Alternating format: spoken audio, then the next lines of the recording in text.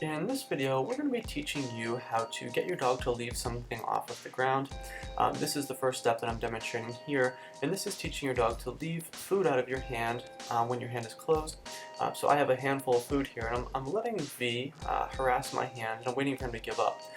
So once he gives up, I'm going to reward him, and what's very important is I'm going to reward him.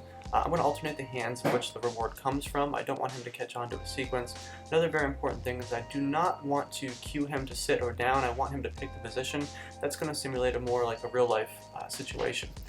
So what you're going to do is load up your hand, put it in your dog's face, and wait for them to give up. Make sure you keep your hand nice and steady, and if your dog doesn't offer it at all, that is perfect. That's what we're looking for. So if you put your hand out and your dog looks at it and just looks back at you, that's fantastic. This very first step, we're looking to just have the dog leave the food for 1 second. Once that's going successfully and you get about 5 successful reps in, you're ready to move up to about 3 seconds. So that's what I'm doing here with V. During these initial steps, we're actually not cueing a leave it verbally, we're just going off of consequences. So if the dog doesn't go after it, the dog gets a reward. If the dog does go after it, the reward is removed. So that is how we're actually teaching the behavior right now. So don't use the word just yet. Moving on to the next step, this is going to consist of presenting food in an open hand to your dog. This is actually where we're going to cue the leave it. So here Kelly is, she's saying leave it and then opening her hand. If V in this case does not go after, he earns a reward, which she's going to give from either her right hand or her left hand. She's going to alternate those. In the beginning, we're just asking for about 1 second of him leaving it, but as he's doing better, we're going to ask him to leave it for longer and longer. So here you see Kelly cues a leave it, opens her hand, and V is successful there, so he earns a reward.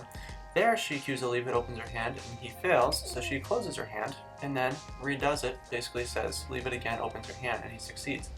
Now we've moved up to about 3 seconds of leave it, so she says leave it, she opens her hand, 1, 2, 3, he does it, good boy, and he earns his reward.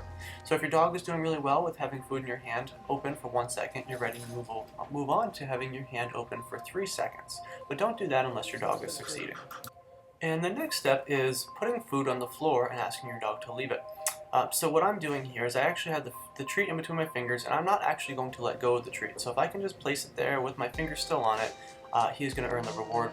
So I'm saying leave it, placing the food down, and giving it to him for not going after it. If at any point your dog does go after it, tell him too bad and snatch it away.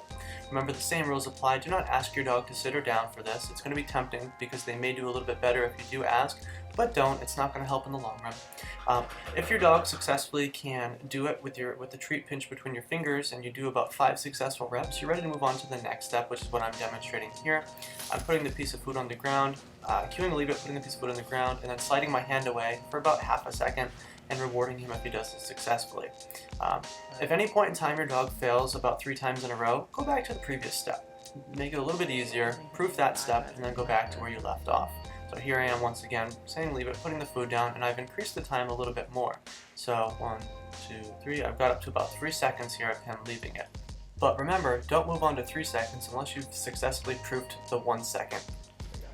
The next step is getting your dog to leave food from the floor while you're standing up. Here Kelly is doing a few reps of the previous step, which is going to lead up to her cueing a leave it, putting food on the floor, and standing up straight. In the beginning, we're looking for about 1 second of the dog leaving the food. Also, make sure you have your foot near the food so you can step on the food if the dog does indeed go after the food. But just go rep after rep like Kelly's doing here, leave it, put the food down, stand up straight. If you get about 5 successful reps in at leaving the food for 1 second, you're ready to increase the time, which is what Kelly just did there. So she cues to leave it, stands up straight, about 5 seconds, and then rewards V.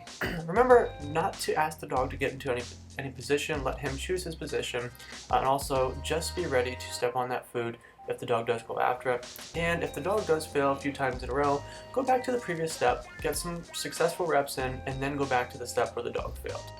The next step is getting your dog to leave food that is dropped on the floor. So the very first rep I did there, V failed, it bounced basically right into his mouth, and that will happen from time to time. So I made it a little easier by kind of bending over and dropping the food just from like 8 to 10 inches off the ground. I'm cueing a leave it and dropping the food. If he does it successfully, I'm rewarding him. So I'm going to try to get about 5 successful reps in just like that.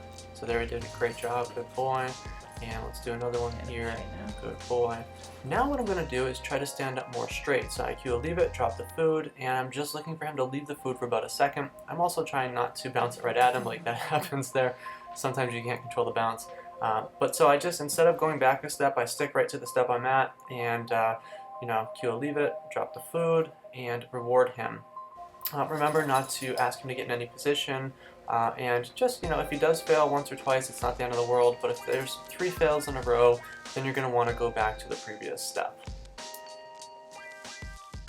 Moving on to the next step, Kelly is warming him up with the previous step. So she is just saying leave it, dropping a treat, and she's standing really straight up. So she's doing a few reps of that just to get him warmed up. The next step, though, is cueing a leave it and dropping multiple pieces of food, which is what she's going to demonstrate here. So she cues a leave it, drops 1, drops 2, and good boy, and she allows him to pick it up. You can either pick it up yourself and reward the dog, or you could do that. Sometimes it's easier to just let the dog pick up multiple pieces of food. That way you don't have to bend over and pick them up. But so then she repeats, she says leave it, and then she drops 1, and 2, and good boy, and she releases him to get it. So she's giving a clear, okay, you can get those. So don't let the dog pick them up on his own. Make sure he's being cued to get them. So now that we've put all that work into teaching our dogs leave it, we're ready to move on to teaching our dogs to leave it while walking past something. What I'm doing here is we're walking past the food. I'm not getting too close. We're leaving about 5 feet in between the dog and the food, and we're walking past. So here we go, walking past. He looks at the food, I cue a leave it, and then I take a handful of food and guide him away. It's called food luring, so I'm luring him away, and I'm rewarding him while I'm luring him away. His strong side is actually this way, so this is where we're getting better practice in. So as we're walking, I cue a leave it, I put food in his face and guide him away with that food. Here's a quick clip of what you don't want to do. Don't get your dog right on top of it and then try to pull them away. Keep distance in between them and the food to start. Once your dog is doing that successfully, you're ready for the next step. The next step is the same thing, except for you're going to have no food in your hand. So make sure your dog's doing really well with the previous step, and then you're ready for this step. So you're going to have no food in your hand, you're going to walk by, you're going to cue a leave it, and you're going to reward your dog for leaving it. So here goes Kelly. She's walking here, and he looks, she says leave it, he leaves it, and then she reaches in rewards. This is more real life like. You're not always going to have food in your hand, so this is a very important step to practice. Once your dog is doing very well with this, you want to close the distance between your dog and the food. So here Kelly's walking V right up to the food, cueing a leave it, and then reaching and rewarding. So this once again mimics a real life scenario where you come up on something, you don't have any food in your hand, you cue that leave it, and then you reach and reward. So this is the final step of this process. Practice this a lot because this is what it looks like in real life. Thanks for watching.